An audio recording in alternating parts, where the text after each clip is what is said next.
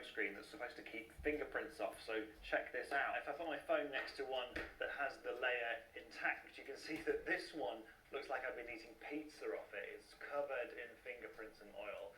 This one does have some fingerprints on it still, but not nearly as many. And now if I wipe down this phone with a microfiber cloth, the fingerprints come off super easy. And if I try this one, some of the oil comes off. You can see it's still really smeary. And as a final test, if I pop my fingerprints on there, you can see that this one is absolutely gross, and this one not nearly as dirty. So how can you clean your phone without damaging it? Well, this week I met with microbiologist Dr. Lena Sirik, and she told me how. You don't actually need to use antibacterial or antiviral products on your phone. You can just use simple soap and water. Unplug your phone, turn it off, and remove the case. Dampen a microfiber cloth with water and simple household soap. Gently rub the surfaces of the phone with the damp cloth. Take care not to get moisture in any of the openings, because even water-resistant phones lose their protection over time.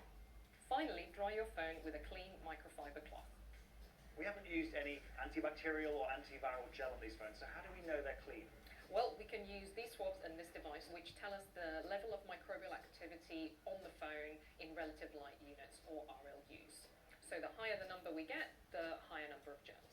The results are pretty good, so we would want a surgical surface to be a reading of 50 or less, and all of our phones have had readings of less than this, so we're pretty good. So they're significantly cleaner just with soap and water? Yep, they are. And how is that possible without using antiviral gel? What's going on here? The main ingredient in the soap, which is a detergent, is basically lifting off the grease and the grime and the germs from the surface of the phone, which is then rinsed off with the water, and that's what makes it clean.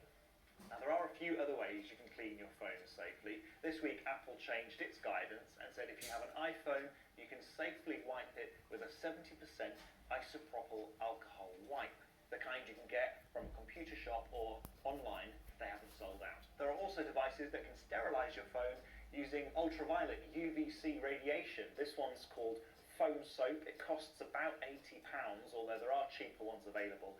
And what you do is you pop your phone inside and let it cook for about 10 minutes.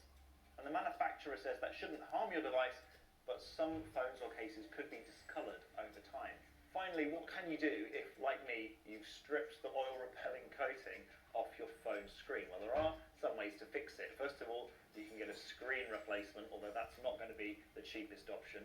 Or you could stick on one of those glass screen protectors, which is a quick and easy way to fix the screen.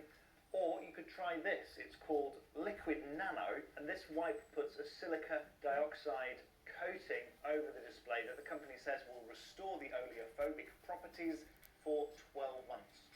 It costs between £20 and £30, and you have to let it set on the phone for at least half an hour. So I've tried it out on the phone I ruined, and I have to say, it seems to have done a pretty good job. So that's one solution to what could have been an expensive mistake. Just remember that if you do clean your phone, as soon as you touch it, you're putting germs back on it again, and the most important advice remains to wash your hands thoroughly and frequently.